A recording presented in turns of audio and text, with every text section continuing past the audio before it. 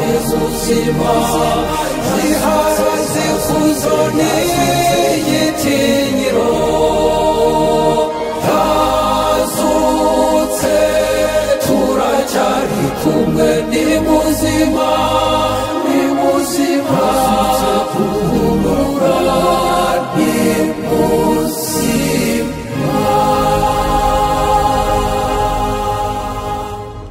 Bavandimwe mukurikirana inyigisho zo kuri Yezu akuzwe, nimugire Pasika nziza. Muri kumwe na Padiri Cyprien Bizimana. Amasomo tuzirikana, irya mbere turivana mu Byakozwe n'Intumwa umutwe wa 10 kuva ku murongo wa 34 tugasimbuka tugafata wa 37 kugera kwa 43. Zaburi yo ni 117. Naho isomo rya kabiri turisanga mu ibaruwa Pawulo intumwa yandikiye Abanyakolosi umutwe wa 3 kuva ku murongo wa 1 kugera ku murongo wa 4.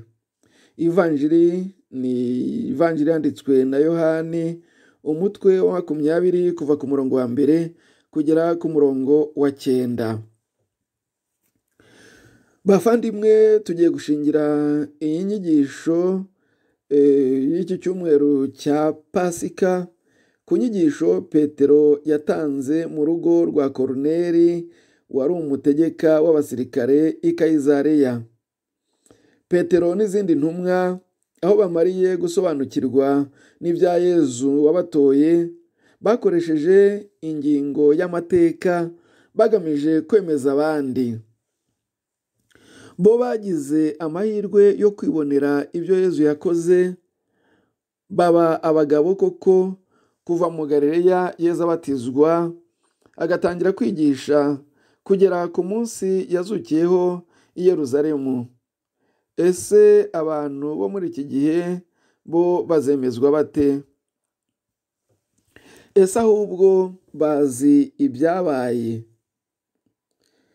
Nk'uko Petero abwira abantu ati muzi ibyabaye mu Galileya no muri Yudeya, avuga nyine ibyabaye kuri Yezu Kirisitu, ibyo yakoze n'ibyamubayeho byose. Ivanjiri yadutekerereje uko byagenze isabato irangiye. Yezu yapfuye abambwe ku musaraba, bose babireba. Uko Yosefu w'i Arimateya yasabye umurambo we, nabyo abari bahari barabimenye. Aho Yezu yashyinguwe hari hazwi. Amayobera yabaye nuko Mariya Madalina yazindukiye ku mva ya Yezu agasanga irangaye nta murambo urimo. Yarumiwe ahuruza Petero na Yohani. Nabo baje birukanka basanga nta murambo uhari, barumirwa. Ikindi cyabaye nuko bakigwa mu kayubi, Yezu uwo munsi yarababonekeye agaragara ari muzima.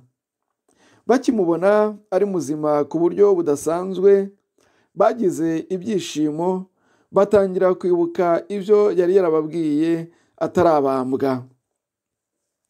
Yari yarababwiye ko azazuka ku munsi wa 3. Ntiyatindiganyije rwose, yahamije ibyo yari yarababwiye. Yezu amaze kuzuka no kubiyereka, ubwoba bwatangiye gushira, maze mu gihe gito aboherereza Roho Mutagatifu. Batangira ubwo kwigisha ahantu hose ko Yezu ari muzima. Iriya nyigisho Petero yatanze kwa Koruneli yayitanganye izo mbaraga yari yararonse. Buriya yari amaze iminsi myinshi yamamaza Yezu kuva kuri ya Pentekosti. Inyigisho Petero yatanze yabaye inyigisho yuzuye ivuga Yezu uwo ari we. Naho n'ubundi inyigisho iboneye igomba gutangirira. Yubakira kuri Yezu Kirisitu kuko niwe musingi w'ibyo tuvuga byose n'ibyo twigisha. Petero yigishije ab'i Kayisareya agaragaza ko inkuru avuga atari impuha cyangwa amagambo y'amarangamutima. Yatangiye agaragaza ko yiyumvisha ko bose bazi ibyabereye muri Yudeya yose. Bari barumvise ibyo Yohani Batisita yari yarakoze, harimo no kubatiza Yezu mu Galileya. Petero akomeza asobanura ko Yezu uwo yagaragaje ko Imana yamusize amavuta ibigirishije Roho Mutagatifu, ko yahawe ububasha akagenda agira neza hose, ari nako akiza abahanzweho na Sekibi bose. Umwemera niwe ugira ihirwe ryo kuryoherwa na Pasika. Ese twemera ibya Yezu?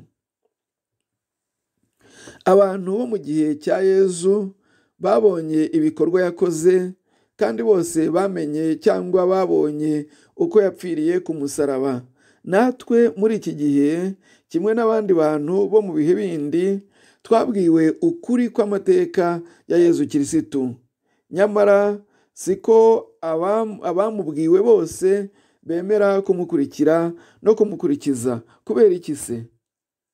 Petero yahishuriye abo muri Kayisareya ko Yezu amaze kuzuka atigaragarije rubanda rwose. Nawe ikibazo kiri, Yezu wazutse ntiyabonywe na bose, ngo yigaragarije gusa abahamya batoranyijwe n'Imana hakiri kare.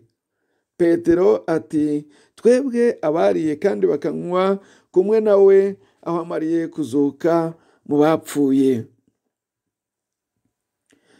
Kwemera Yezu Kirisitu ukabeshwaho na Pasika ye, tumenye ko bishoborwa n'abemeye kugendana nawe. Ni nabo bamenya, bamubona ari muzima yazutse. Naho abandi batemera bamunyega, bari mu byabo, Yezu wazutse ntabwo bamubona, amaso yabo aba ahumye. Twese adusaba kugendana nawe, kuko nibwo dusobanukirwa n'inzira atuganishamo ishingiye ku mutsindo w'urupfu. Iyo nzira ye kandi itsinda icyitwa ubuhakanamana cyose. Kwemera ni umusingi wo kwinjira mu mutsindo wa Yezu.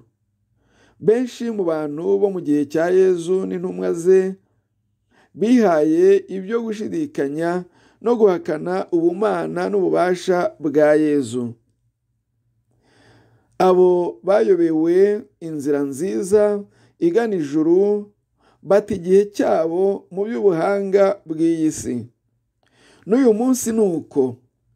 Hari abatari bake bizingira mu magambo y'urudaca n'ibitekerezo by'inzitane by'ubwenge tubita ibya siyanse, ugasanga barahakana iby'Imana n'umwana wayo Yezu Kirisitu. Ahari ubuhakanyi nk'ubwo, cyangwa hakaba ubukirisitu bw'umuhango, Pasika ya Yezu ntigaragara neza. Ese Pasika yakwigaragaza ite? Pasika ni umutsindo wa Yezu, ni ukuzuka mu bapfuye, ni ukuva mu mwijima w'ubuhakanyi ukinjira mu rumuri rw'ukwemera, ukwizera n'urukundo. Ukwemera ni ingabire itangwa ikakirwa mu bwigenge busesuye. Hariho abanga kwakira iyo ngabire, bakanangira rwose. Abo nta mbuto zo kwigisha inkuru nziza bageraho. Hariho ababyeyi bagira ukwemera kandi bakakubuganiza mu bo bibaruka. Uko babaha ibere ni nako babaha ukwemera. Abo baroroshya bagashobora kwinjira mu mabanga ya Pasika ya Kirisitu. Ntacyo izuka rya Yezu ryamarira umuntu wishongora agafata iby'Imana nk'imigani yahimbwe n'abantu nta kindi. Hariho abantu batera imbere mu by'ubwenge bwo ku isi bagatumburuka no mu by'ukwemera. Hariho ariko n'abagenda bisumbura mu bumenyi bw'iby'iyi si bakarushaho guserebera mu by'ukwemera. Biterwa n'iki? Ni amabanga y'ubuyobokamana tudashobora gukonoza ijana ku ijana. Gusa umuntu watera imbere akanyega iby'Imana, twatekereza ko shitani iba yaramuvangiye bikayishobokera. Nayo burya ijya ivangavanga abantu ku buryo bw'amayeri. Iyo batabaye maso ngo bige basobanukirwe kandi bafashwe na Roho Mutagatifu, ukwemera, ukwizera n'urukundo bishingiye kuri Pasika ya Yezu birayoyoka, umuntu agasigara ahibikanira iby'isi gusa. Pawulo intumwa yatugiriye inama yo guharanira iby'ijuru aho kurangamira iby'isi, niba koko twarazukanye na Kirisitu.